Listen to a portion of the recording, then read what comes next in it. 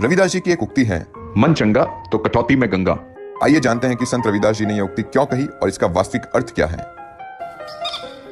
एक बार संत रविदास जूते बनाने में तल्लीन थे। उसी वक्त उनके पास एक ब्राह्मण आए और कहने लगे, मेरी जूती थोड़ी टूट गई है, इसे ठीक कर दो। जिसके बाद रविदास जी ब्राह्मण की जूती ठीक करने लगे।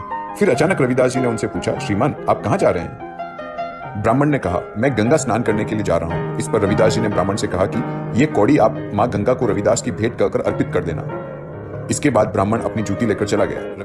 ब्राह्मण ने गंगा स्नान के बाद कौड़ी निकाली और गंगा के तट पर खड़े होकर कहा, हे मां गंगे, रविदास की यह भेंट स्वीकार करो। उसी वक्त गंगा जी से एक हाथ प्रकट हुआ और आवाज आई, लाओ रविदास जी की यह भेंट मेरे हाथ पर रख दो। जिसके बाद ब्राह्मण ने उस कौड़ी को हाथ पर रख दिया।